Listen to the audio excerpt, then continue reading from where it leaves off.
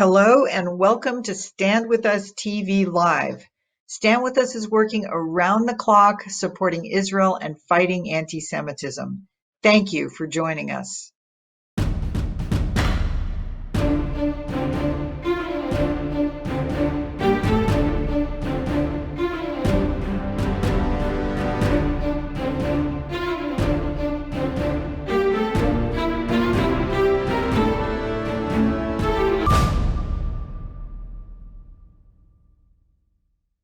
We have a great show for you today.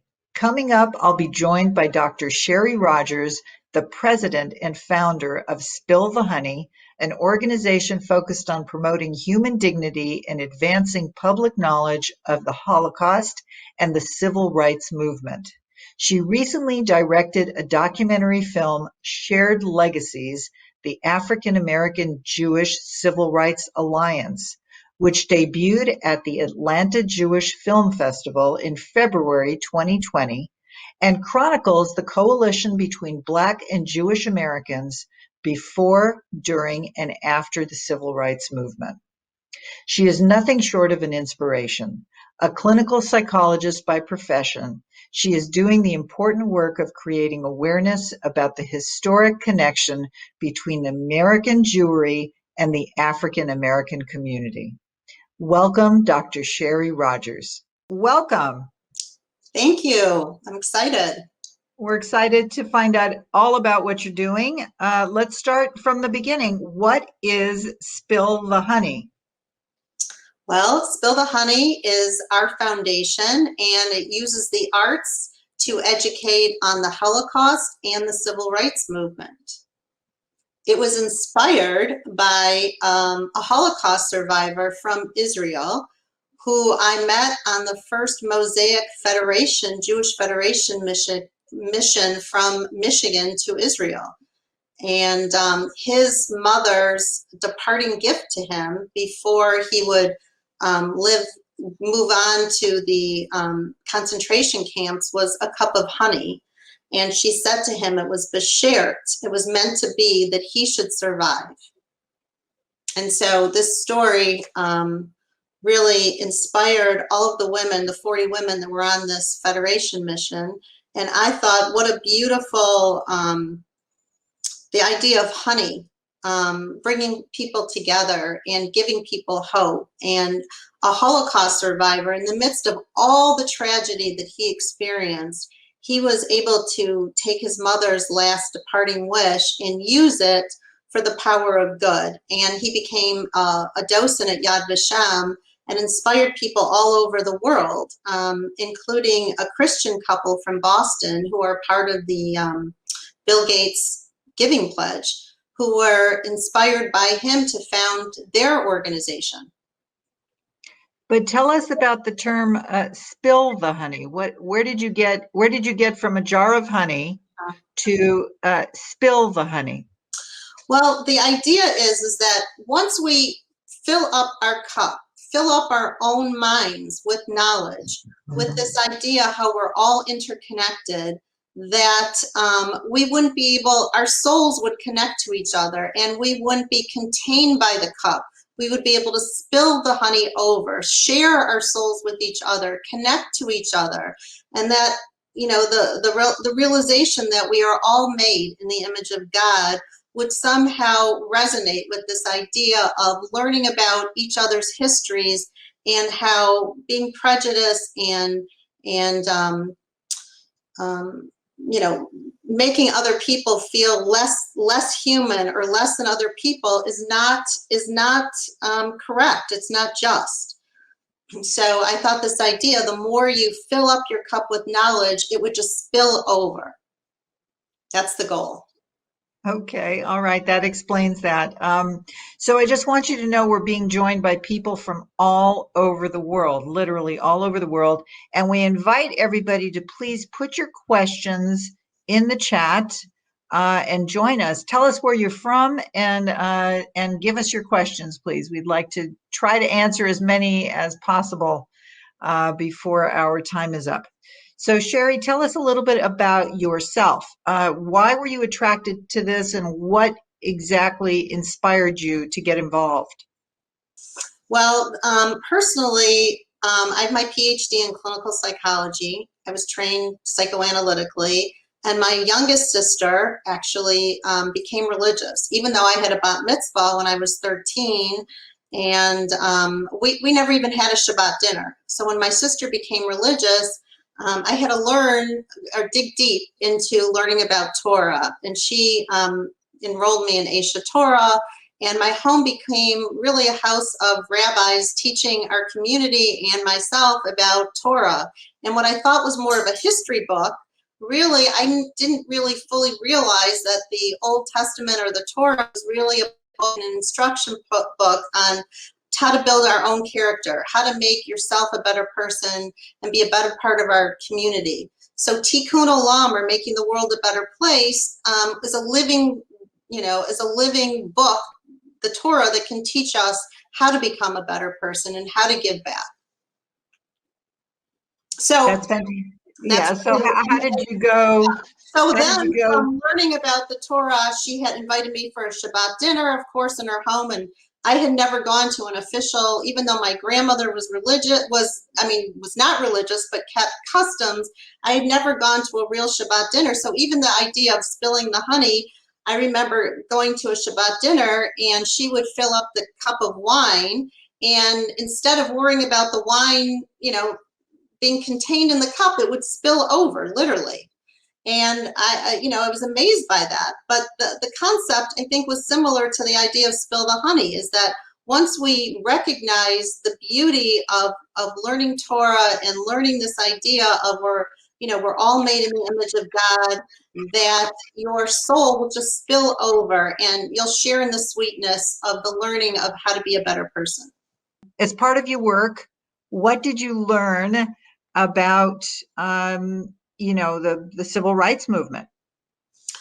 I will tell you, but I just want to back up just a little bit. The first movie, when I had met the Yad Vashem Holocaust survivor, it took us 2 years to raise funds to do a movie about his life. And there was 40 Black ministers that were in Israel that actually were a part of an AIPAC mission that we actually had the opportunity to bring to meet Eliezer Ayalon as well. Who was this Holocaust survivor that inspired hope despite living through all that tragedy. So the movie about his life and how he inspired a Christian couple to found their Institute for World Justice, and then inspired our organization to use the arts to promote human dignity, that was the first film. Fast forward, I live in Michigan, and there's a phenomenal African-American museum in Michigan, in Detroit. It's called the Charles Wright Museum. And there was a Stanford professor from Stanford, Dr. Clarence B. Jones, who had just written a book, What Would Martin Say? And he was one of the key lecturers there. So I was in the audience, and he was talking about anti-Semitism and how the Jewish people, so many significant Jewish members were a part of and supportive of the civil rights movement. So we developed a friendship from that one experience, and that was after I had just produced this film, Ellie Inspiring Future Generations. And at the time President Obama was president, he was invited. Clarence Jones was also being honored at the Kennedy Center for Performing Arts, and the Obamas were there. And even in that, even when he was honored, he included talking about the Jewish people and how they were a significant part of the civil rights movement and how integral they were. And we kept this relationship going and going. And fast forward, it was 2015, and it was the 50th anniversary from the Selma to Montgomery March. And folks all over the country were going to honor that anniversary, and Congress people and President Obama invited Clarence Jones, along with all of Congress, to come to Selma. So when we were looking around to see what was, what films were on this subject, there really wasn't, especially a film with all of the original lions, if you will. Clarence Jones in the beginning of our film says, if the lions don't tell the stories, the hunters will get all the credit. So I thought it was important to get as many lion and lionesses that were part of that history to tell their personal recollections of what they witnessed, what they experienced during the 60s. We can always get younger folks, historians, that are for sure digging through these archives, but to have, we know as Jewish people, how each story, each one person's story is so significant. Just like Eliezer Ayalon, his one story in memory of the Holocaust inspired 3 foundations all over the world. So if we can gather all these stories, they all can have an impact. And we don't know who's going to impact who and how many significant people it will impact in terms of building bridges. Amazing. So, can you remember if there was anything that stood out in your initial experiences that really propelled you, like anything special specifically? When I would talk to folks that were, I'm going to be 60 this year, but when I have 3 children, 34, I have a son that's going to be 30 and a 22-year-old and 2 grandchildren, by the way. And all their friends, I would ask them, did you know about the Jewish coalition with the Black community? Did you know about the support that the Jewish people gave to the Black community? And I even talked to heads of federation that were in their 40s from different states, and I won't mention which one. They never heard of it. So here I'm sitting with Clarence Jones, who now just turned 90 years old, and he introduced me to so many people. And, you know, here they wanted to talk about this history. It was so important to them and integral to them. And I'm talking to people that are younger that have never heard of it. So I think with the rise of anti-Semitism and how the Jewish people, you know, sometimes get painted, you know, not in sometimes a negative light, I thought it was important as a Jewish woman to show something very positive that I'm proud of. It doesn't mean all the Jewish people were involved, but that there was enough of an important support of the Jewish people during the civil rights movement that it was worth producing a film on it. Agreed, 100%. A lot of people just simply don't know. And that in and of itself is exciting and inspiring. So where did you begin to collect all the data and put together a film? And were you part of writing it? Yes. Well, we began by really filming as many of the lions, as I told you. We started filming as many people as we could, just getting their stories. So for instance, Reverend C.T. Vivian, who passed away on the same day as Congressman John Lewis, 23 hours apart, who was known as one of the most important reverends that ever lived, who was a part of Selma.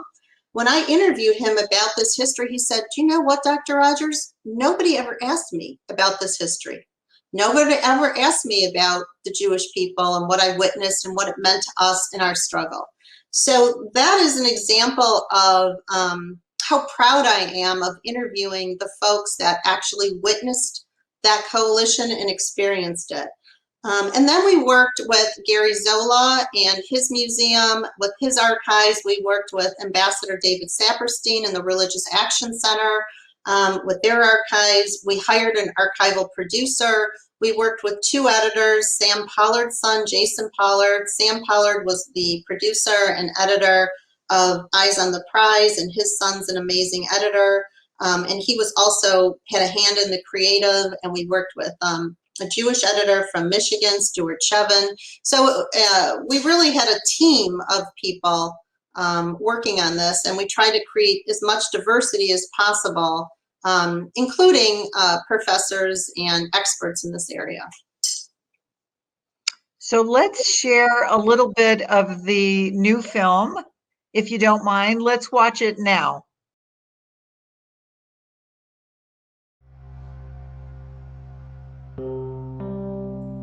There's an African proverb that says if the lions don't tell their stories, the hunters will get all the credit. I'm telling you the story now because you're young lions and lionesses. My great-grandfather had been in slavery, and it goes across generations. You just don't get rid of it simply because there are no chains on you. The effects of slavery are still very prominent, just as the effects of the Holocaust are still very prominent amongst our brothers and sisters in the Jewish community. The Jewish people have the DNA in their soul to look up close to what happened to African Americans after slavery.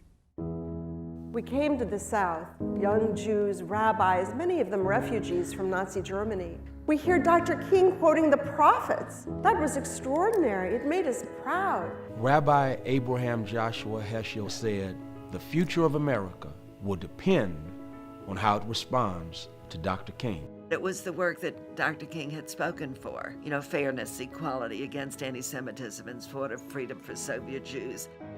A large Jewish presence in the civil rights movement was evident almost from the beginning. Well, Stan Levinson and Harry Wachtel were lawyers who were working with Dr. King. They were advisors, marchers, fundraisers. They were in the thick of things. Many Jewish students worked all across the South. And I will never, ever forget 3 young men, Andy Goodman, Micah Scherner, and James Shaney. Birmingham is Birmingham. We all know the Exodus is the central narrative of our redemption. And here is a modern situation. Shall we do nothing? We could not have gotten anywhere had not Protestants, Catholics, and Jews showed up from all over the world. Rabbi Joachim Prinz spoke immediately before Dr. King. The most shameful and the most tragic problem is silence. The civil rights challenges of our time, the human rights challenges of our day, they hang on me. They hang on you. They hang on who? They hang on us. We all need to get together to find out the bigger picture. Those who have been stepped upon have to lead the way. It's all about our humanity. And if we don't figure out a way truly to work together, we'll just be like hamsters on a wheel. The systemic oppression and issues will just continue. There are too many people living in fear. If Rabbi Herscher and Martin Luther King Jr. were here today, I think they would be saying, we need to pull together for a generation yet unborn. The soul of America is at stake.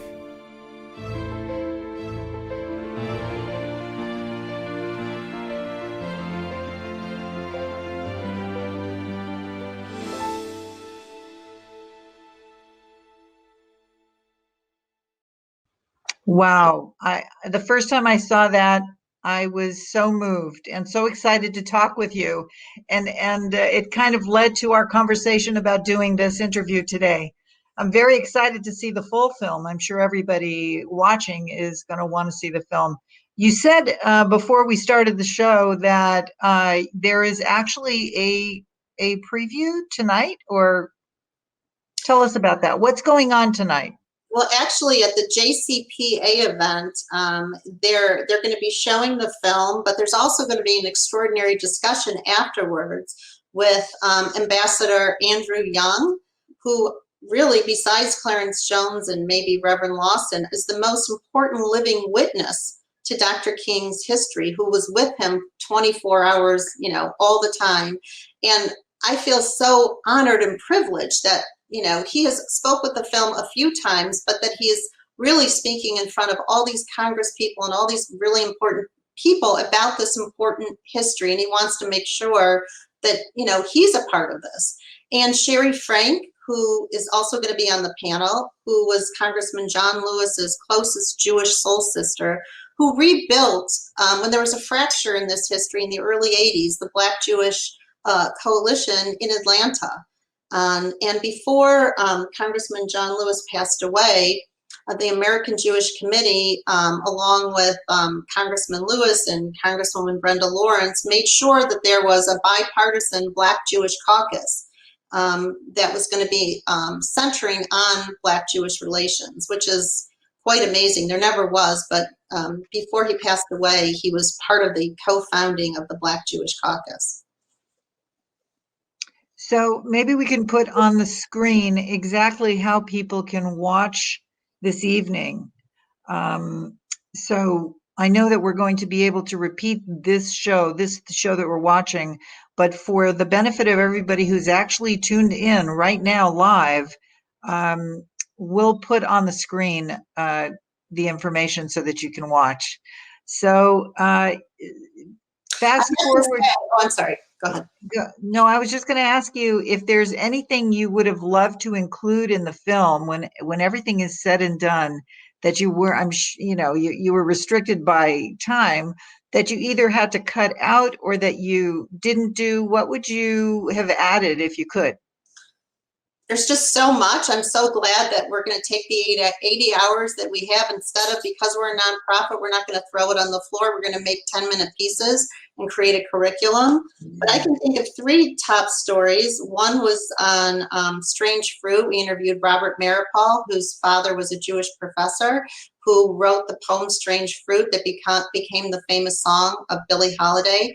His parents were escaping Russia, and they saw that horrific picture of the 3 black men being hung. And he was so disgusted that he wrote the poem Strange Fruit, which became the song Strange Fruit. Another one would be Ambassador Young, actually, who we're speaking to tonight. He talked about how Dr. Martin Luther King had wanted more Black Americans to go to Israel. And he had actually bought 5,000 tickets for Blacks to go to Israel I think it was in the middle of the 60s, and they never got to go on that trip, but they had planned on returning to Israel at some point. So that was an interesting story. And I think also there are stories about that more intimate details. So for instance, Reverend Jesse Jackson, people would be surprised how close he was to the Jewish community later, in many later years. For instance, Rabbi Sugarman was holding Jesse Jackson's hand at Hosea Williams' deathbed. They were literally praying over Hosea Williams, who was one of the most important civil rights leaders in Selma. And here as a rabbi and as a reverend, they were literally praying over his deathbed. So just different intimate stories, I think, that you can't get them all into a film, and different personal recollections that I think are important. Yeah. Did you hear anything about a Rabbi Pressman in your work and your gathering information? Who? Rabbi Pressman from Los Angeles. No, I did not. And that's another thing we'd like to do, is what Spill the Honey wants to do. As we opened our film in Atlanta right before COVID, it was the 20th anniversary of the Jewish Film Festival. Kenny Blank, he's an amazing man. He was the head director of it. It was just thrilling. With Martin Luther King's son was there, and Clarence Jones, and the national director of the NAACP, Derek Johnson. It was just incredible. But since then, we have been using this film to bring communities around the country together as a prompt to bring churches and synagogues and schools as an example of how 2 different communities can find common goals. We weren't completely similar, or we weren't similar historically. We're not similar today, but it's a great template to show that we can find common cause, how to work together to make a more just world. I was going to tell you, I knew Rabbi Pressman, and he's no longer alive, but he was part of that movement, and he was there with Rabbi Heschel and Martin Luther King, and he talked about it often. Can we talk a little bit about what the Jewish community did, or things that stand out in your mind that, that the Jewish community did do in collaboration with the Black community back in the day for the civil rights movement? Sure. Well, I think, first of all, people forget at the head of the Black civil rights movement were reverends, and they were reverends, and therefore the Bible, the Old Testament was the foundation of what allowed so many of the reverends like Dr. Martin Luther King to promote this nonviolence movement, and to think and to understand that of the white community at the time, the Jewish community would best understand their struggle. So it was Dr. Martin Luther King that reached out to many of the rabbis to have them show up, to really give their bodies, if you will, to protect some of the marches that would go on, starting in Albany, then to Birmingham, Selma. And so basically at first it was more, the new term today is not even allies, it's called co-conspirators, meaning that these rabbis put their lives on the line, if you will, as protection to the Black-led civil rights marches. Also, the Jewish young students, many of them weren't necessarily religiously motivated, but were motivated to do the right thing, would go down to help Blacks vote. And some of them even were murdered, like Andrew Goodman and James Chaney. I think you'll see it in the film, and Michael Schwerner. They went down to really, they were so disgusted by the America at the time not allowing, seeing Blacks as less than and not being able to vote, that they also put their bodies on the line by trying to help make sure that Blacks could vote, and they were murdered by the Ku Klux Klan.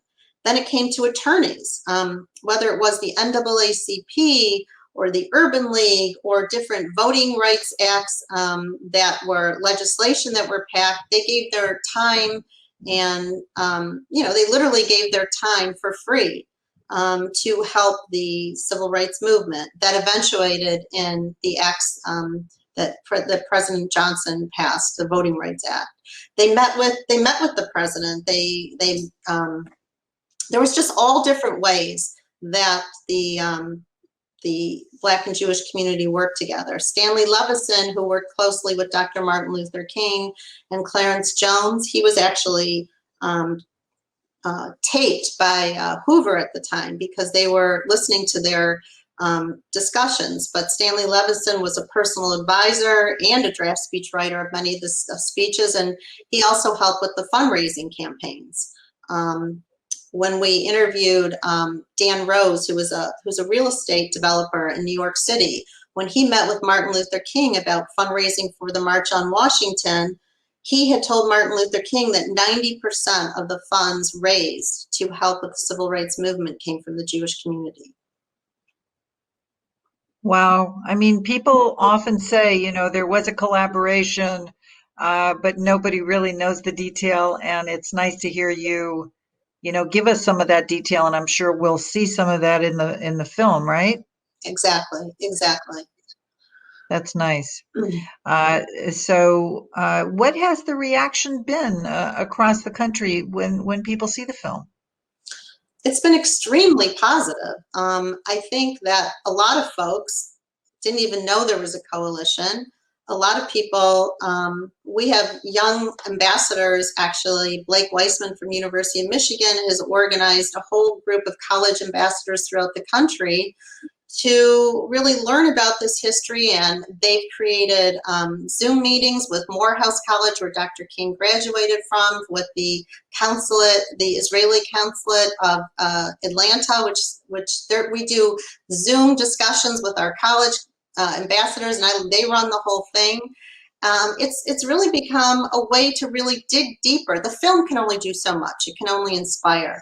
There's so much in this history, starting in the early 1900s with the NAACP, starting with the Holocaust survivors coming here, whether it was even with Rabbi Prince, or people forget that Rabbi Heschel had 3 sisters murdered and his mother murdered in Nazi Germany, and how this empathy, while we had different experience, they were able to empathize with what was the terrible, what was going on with the Black community.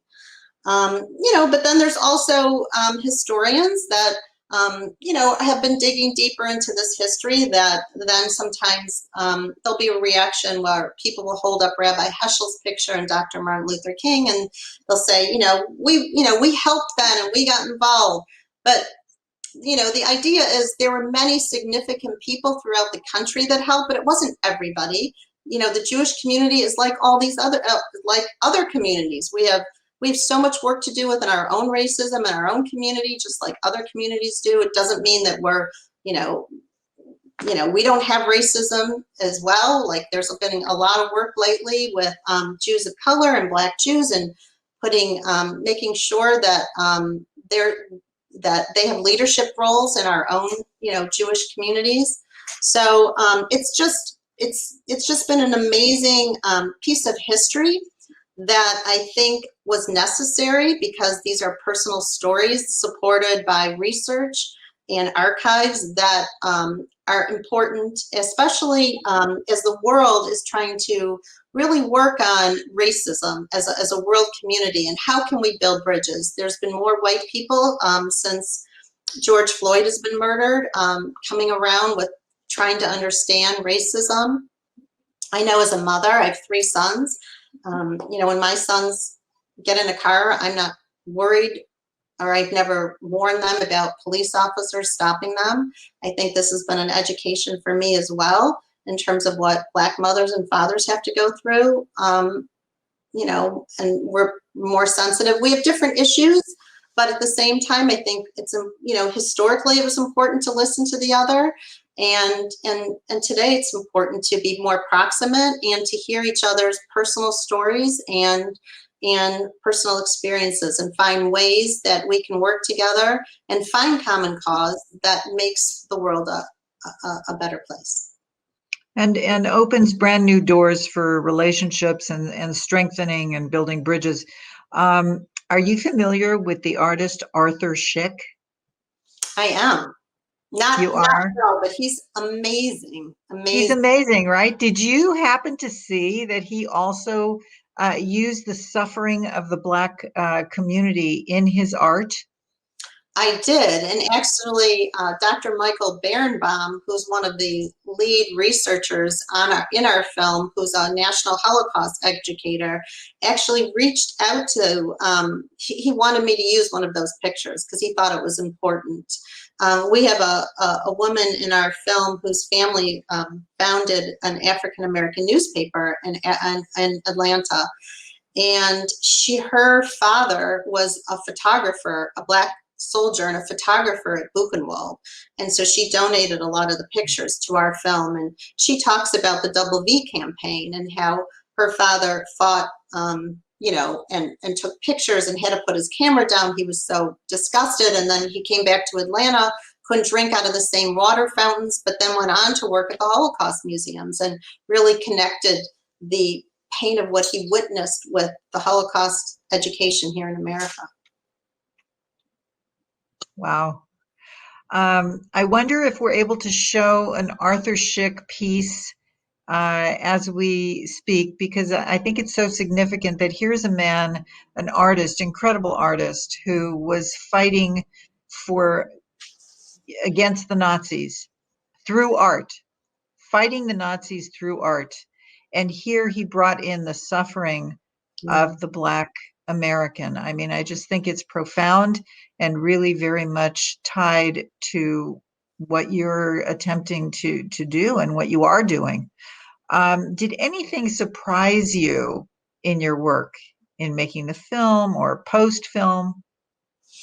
I think when one of the rabbis in our film was talking about being in Selma, and he was an Orthodox rabbi, and we hear, of course, the Reform rabbis and the conservative rabbis that saying "we shall overcome" in Hebrew, and you see at the end of our film that was the Rabbinical Conservative Assembly. But Rabbi Berman, who was an Orthodox rabbi, talks about going down to Selma, and many of the Jewish, when he was in jail, many of the Jewish young students weren't religious, and it was Purim.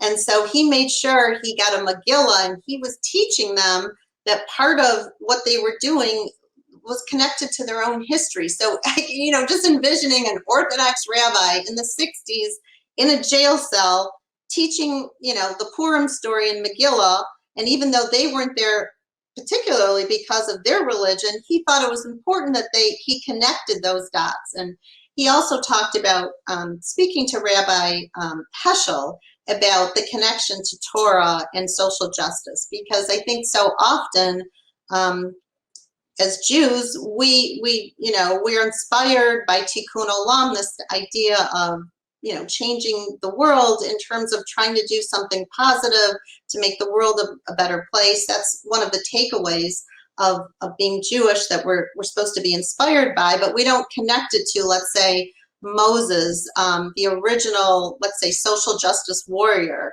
who literally, from a foundational perspective, said it is not okay to treat other human beings as less than, and to use other human beings for your own benefit. And while, and he symbolizes, if you will, the ultimate, foundation of the Jewish people when we accepted the Torah on Mount Sinai, that this was a book of ethics. Now, obviously, it doesn't mean that, that everybody is ethical, but this was a foundational book that we can learn from. And going back to my own personal story, I never knew the Torah wasn't just a history book, that it could be used to toil and work on my own ethics, my own need to constantly remind myself and work on myself to be a better person. Because it helps you become, there's certain structures, whether it's laws about for whether it's business or doing the right thing or not gossiping. I never understood the reason about not gossiping was to never hold a person constant, because the Torah teaches that human beings are always changing and striving to be a better person. But if you gossip about when they've done something wrong, in the eyes of everybody else, it holds them constant. It holds them in a position from a character's perspective that they can't grow as human beings. And I think all of us have a lot of learning to do about our own character, and we all could grow. That is very profound, and you picked something that is really very difficult for so many people, and that is gossiping, lashon hara. I mean, this is not a religious program, but I must say there is much to be learned just on that one issue. Just on that one issue. Oh my gosh. And it's so difficult for people not to do it, not to participate in. And it's really important to understand it deeply. Because like you said, it can help everybody grow. The person you're gossiping about, or the people you're gossiping about, you, the person who's listening to you. I mean, it's really very profound. So did you get more religious with your sister? I did. I definitely got more religious. I have Shabbat dinners when I can. I'm not Shomer Shabbos but I think what also inspired me is the civil rights movement. I mean, Dr. Martin Luther King and Rabbi Heschel and many of the rabbis and the reverends shared this love of the Old Testament. So another surprising thing for me was when Dr. Martin Luther King used the Moses story, used the songs of the civil rights movement that contained the Exodus story, if you will, to inspire his people. And so when Rabbi Heschel meets Dr. Martin Luther King for the first time in 1963, he uses this Torah to say to this group of clergy, it was easier for the Israelites to cross the Red Sea than it is for blacks to cross a college campus. He was trained by these Hasidic rabbis, and he was able to take Torah and the ethics and apply it to his discussion. And I think Dr. King also had that deep understanding of the Old Testament and that connection. For me, just even underscoring how, if Dr. King could be inspired, and many of the reverends could be inspired and continue to be inspired by the Old Testament, it's for sure up to me as a Jewish woman and to somehow communicate, wow, I better look at this book. And we're all in book clubs, right? This is a book that we need to at least read, and it's not just for the Jewish people, obviously. No, there are lessons galore. I mean, on every single page. It's amazing. I must say that I have studied in my youth. I should say that I, should study more now. But you bring up something that I've never really thought of before, and that is Moses and his comments and his, freeing of the slaves. But that, what you said is sort of, I've never even focused on that before. I've not focused on that. And of course, it's so relevant to the work that you do. And it's amazing that it comes up now. We have a question here from a Esther in Paris. She wants to know what interview moved you the most? Wow. I think the heaviest one for me was when I was with Sherry Frank, who was Congressman John Lewis's Jewish soul sister, who rebuilt the Black-Jewish alliance in the early 80s after there had been some separation. And I think I knew the heaviness because I know how important Congressman John Lewis is, whether you're a Democrat or Republican, to the world community in terms of him leading the Bloody Sunday movement, in terms of his work as a Black congressman, in terms of his co-founding the Black Jewish Caucus. So when I interviewed him, and I actually put one of his statements at the end of the film, he said, "We are all living in fear. And if Dr. Martin Luther King were alive today, and if Rabbi Heschel were alive today, he has to imagine that they would be pulling together for those generations yet unborn." So he meant it symbolically, of course.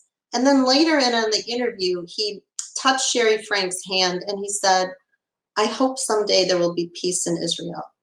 And I didn't even ask him a question about Israel, actually, because the focus of this film and the focus is on America. But extemporaneously, he said that, and he said it with his heart. And I think Sherry Frank and I both looked at each other with tears in our eyes, and just his optimism and his hope. And in the 60s, Israel was very central to a part of the Black Jewish coalition as well. In terms of, I think, I don't like to speak because I don't, on Dr. Martin Luther King, but of course, even a week before he was murdered, when Rabbi Gendler interviewed Dr. Martin Luther King at the Rabbinical Conservative Assembly, it was a very, it was in honor of Rabbi Heschel's 60th birthday. And it was, they knew the relationship between Heschel and King. And so when Rabbi Heschel turned 60, he had asked Dr. Martin Luther King to come to this assembly in the Catskills. And with everything going on, in Dr. King's life, he agreed, and he walks in, and in the movie you see Clarence Jones telling the story that 1,000 conservative rabbis saying, "We shall overcome" in Hebrew. But there were many questions asked at that, and anybody could look it up at that, and there were hard questions about Black anti-Semitism, about what contributed to that, Blacks and Jews living close to each other, and there was Jewish shop owners and store owners, but they also asked the question on Israel, and Dr. Martin Luther King responded, this was in 1968, that Israel is the beacon of democracy in the Middle East. And, with whether it's shopkeeper issues or different issues that go on in the Black and Jewish community, he had hope that we would always have a positive relationship. So, I thought that was really touching. So we have a question from Erez in Tel Aviv. He's asking you, do you have a plan for a next movie? Well, our plan right now is to take the 80 hours that we have and to subdivide them into 8 to 10-minute videos to supplement the curriculum on Black Jewish relations, past, present, and future. We had interviewed Harvard students, the Andrew Goodman Foundation students, so many young people, and we have so many interviews that we need to connect to augment to the film, including Black Jews, and I think that's very important, since Jews of color and Black Jews are really at the forefront of this conversation in a way that I don't think they have been as centralized as they should be and need to be. And also the nuances. In our film, for instance, I touch upon it, but how the Jews in the South, it was much more difficult for many of them to be involved, and many weren't involved in the civil rights movement, whereas a lot of the northern rabbis would come to the South, and there was even arguments sometimes between the southern rabbis and the northern rabbis about how it was making their life more difficult. So I think the nuances in terms of the whole picture, the whole kitchen caboodle, if you will be exposed, and we can educate on the whole history, which this film just inspires people to want to learn more. So you're doing such important work. Shari, we have a very interesting question from San Francisco from Noah. She is asking, what, if anything, were challenging during the civil rights movement in this collaboration? Can you mention anything that was difficult or that people did have to figure out before they move forward? Anything like that? Well, I have to say that, you know, when we talk about collaboration, sometimes it's confusing where, you know, as Jewish people, we were escaping Nazi Germany and coming to America, whereas Blacks were brought here as slaves. And Blacks continued to not have the, you know, same ability that I think Jewish people had, because Jewish people, like my own last name is Rogers, it was Rosenberg. We could cut off our name as Jewish immigrants to sort of hide our Jewish identity because we were white. Now, even though in the earlier time period, I think, you know, Jews didn't see themselves as white. As time went on, Jews left the inner cities. They rose more. There wasn't, in the film, Yavila McCoy, a Black Jewish woman, talks about meritocracy, and there wasn't that same type of ability to move in the way that the Jewish community could move.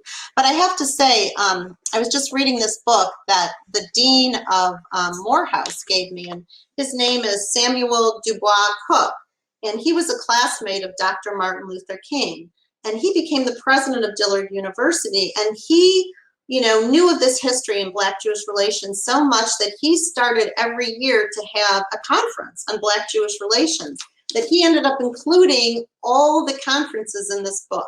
And this was in the early 80s. So there's just so much to unpack. And in this book, they talk about the nuances and the differences between our communities, and how sometimes we think because we talk about a coalition that we were like completely connected.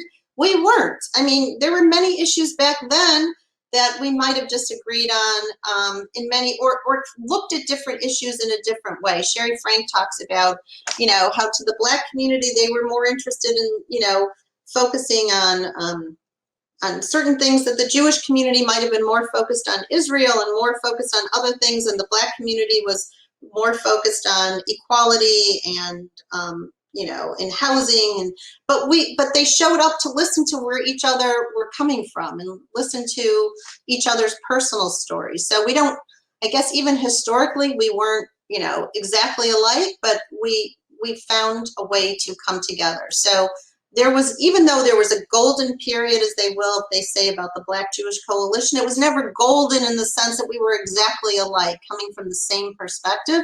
There was issues back then as well. But we, you know, those folks that worked together found common cause to accomplish a lot. And we can do that today as well. I suppose that's the goal, isn't it?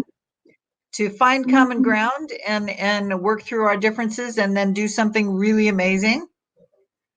Exactly. And that's what you're trying to do. Well, thank you so much for being with us today. I once again want to put on the screen the information if people want to watch the film this very day, this evening.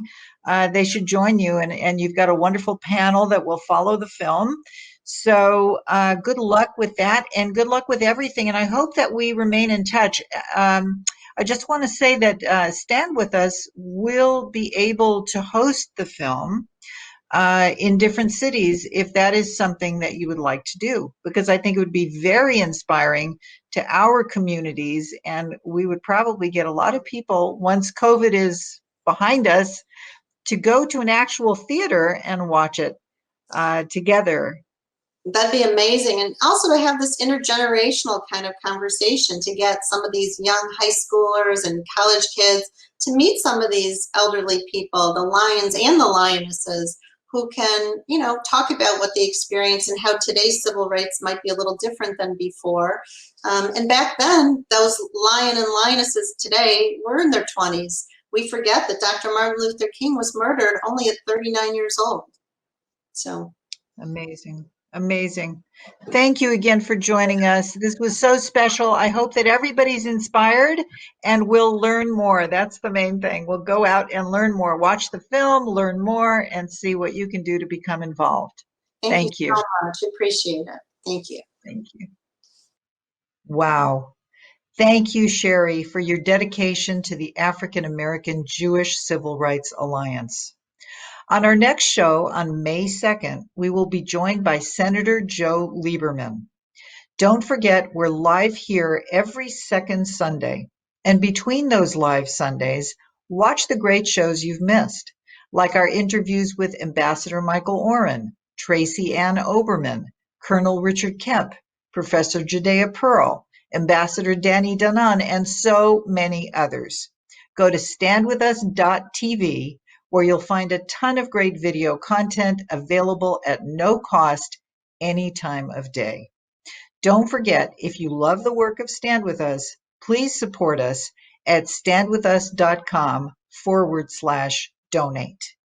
We look forward to seeing you again soon. Thank you for standing with us, and shalom from Stand With Us.